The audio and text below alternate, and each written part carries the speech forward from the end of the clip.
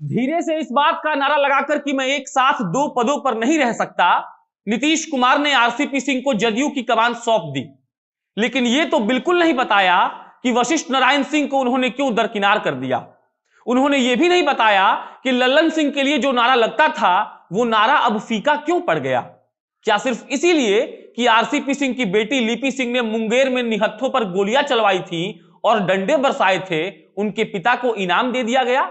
या सिर्फ इसीलिए कि नीतीश जी ये साबित करना चाहते थे कि वो भी कुछ अलग कर सकते हैं? इस राजनीति ने ना जाने कितनों को क्या क्या सिखलाया है, और जब बात नीतीश जी की होती है तो पलटना और फिर से पलट जाना बहुत आम बात है। कल यानी कि रविवार को जदयू के राष्ट्रीय कार्यकारिणी में नीतीश कुमार ने स्वयं रामचंद्र प्रसाद सिंह का नाम जदयू के राष्ट्रीय अध्यक्ष के लिए आगे बढ़ाया। और फिर क्या था, सबको उस नाम पर मुहर लगाने की औपचारिकता भर करनी थी, जो कर दी गई, और जदयू के नए राष्ट्रीय अध्यक्ष बन गए यूपी कैडर के पूर्व आईएएस अफसर, नीतीश कुमार के प्रिंसिपल सेक्रेटरी रह चुके आरसीपी सिंह। और अब नमस्कार, मेरा नाम प्रशांत राय है और आप जनता जंक्शन देख रहे हैं। वैसे कहा तो यह भी जा सकता है कि रामचंद्र प्रसाद सिंह को चुनने के पीछे एक वजह यह भी है कि वो भी नालंदा से आते हैं, और अब जो बोलने जा रहे हैं उसको सुनकर ऑफेंड मत होइएगा, लेकिन सोचिएगा जरूर। आरसीपी सिंह भी उसी जाति से आते हैं जिससे नीतीश कुमार। और अगर अब हम ये कह दें कि नीतीश कुमार जी ने एक चाल चल दिया है तो बुरा मत मानिएगा, बस गौर करिएगा इस बात पर कि एक साल के कार्यकाल के बचे होने के बावजूद ये कहकर इस्तीफा दे देना कि मैं दो पदों पर एक साथ नहीं रह सकता, न संभाल सकता हूं, और पद उसको देना जो आपकी गृह जिले का है, आपकी जाति का है, तो सवाल उठना तो लाजमी है ना सर। सवाल ये कि 2010 में जब आरसीपी सिंह ने इस्तीफा दिया था और राजनीति ज्वाइन की थी, तब नीतीश कुमार ने ही उन्हें बुलाया था। सवाल ये कि आरसीपी सिंह की बेटी लिपि सिंह पर कोई कार्रवाई क्या सिर्फ इसीलिए नहीं हुई क्योंकि वो नीतीश कुमार के करीबी हैं? सवाल ये कि नंबर 2 की लड़ाई में लल्लन सिंह और वशिष्ठ नारायण सिंह भी थे, लेकिन कुर्सी आरसीपी सिंह को ही क्यों मिली? सवाल ये कि आरसीपी सिंह ने कुर्सी संभालते ही अरुणाचल प्रदेश में हुए बवाल पर भाजपा को घेर कैसे दिया?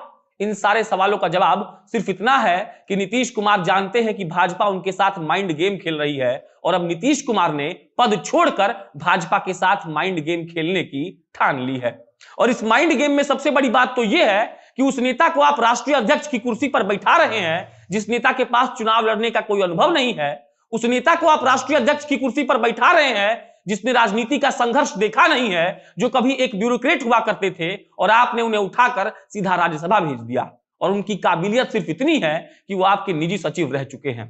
सवाल तो यह भी है कि जयप्रकाश आंदोलन में भाग ले चुके वशिष्ठ नारायण सिंह को आपने कैसे नजरअंदाज कर दिया?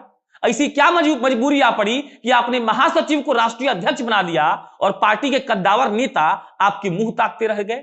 वैसे एक सच यह भी है कि जदयू में नीतीश कुमार ने जो कह दिया उस पर ठप्पा लगना ही है, बाकी सब तो सिर्फ औपचारिकता भर है, वो औपचारिकता जो कभी जदयू के लोग मानते नहीं है।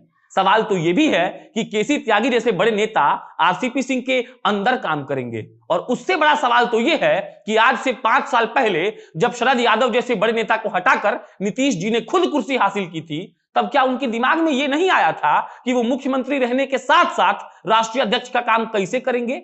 और अब उनको यह समझ में आया है कि मुख्यमंत्री का पद और राष्ट्रीय अध्यक्ष का पद एक व्यक्ति के पास नहीं होना चाहिए। बाकी सवाल अगर यह होता है कि आरसीपी सिंह की काबिलियत क्या है, तो इस जवाब के बाद कि आरसीपी सिंह नीतीश कुमार जी के जाति से आते हैं, एक और जवाब है।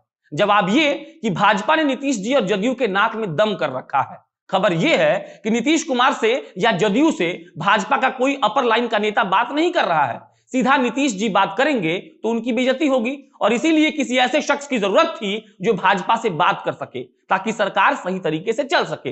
भाजपा ने यह पूरी तैयारी करके रखी है कि कैसे जदयू को बिहार से साफ कर देना है, और जब नीतीश जी ये बात समझ गए तो उनको जरूरी लगा कि ऐसा कोई नेता लाया जाए जो बात भी कर सके और काम भी हो जाए। इसीलिए नीतीश कुमार ने इस्तीफा देकर आरसीपी सिंह को जदयू का नया राष्ट्रीय अध्यक्ष बना दिया।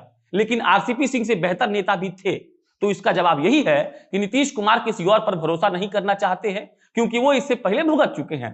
अब इतना सब होने के बाद नीतीश कुमार कैसे जातिवाद और परिवारवाद की बात करेंगे, क्योंकि उन्होंने तो खुद ही ऐसा कर दिया। तो मिला जुलाकर बात यही है कि राजनीति में कुछ भी हो सकता है, ऐसा भी कि किसी को राजनीति का कोई अनुभव नहीं होगा और वो राजनीति के शीर्ष पद पर बैठ जाएगा। ऐसा भी कि आपकी काबिलियत सिर्फ इतनी होगी कि आप किसी मुख्यमंत्री के सबसे करीबी आदमी होंगे और आपको राज्यसभा भेज दिया जाएगा। ऐसा भी कि संगठन के नाम पर आपको संगठन का महामहिम बना दिया जाएगा और यह कहा जाएगा कि साहब ने बहुत काम किया है, इनको बहुत अनुभव है, इसीलिए इनको ऐसा पद दिया गया है। इसका विश्लेषण इस तरीके से भी किया जा सकता है कि जब कोई संगठन अपने आखिरी दौर में होता है तो हड़बड़ी में बड़ी बड़ी गलतियां करता है और शायद जदयू और नीतीश कुमार भी ऐसा ही कर रहे हैं।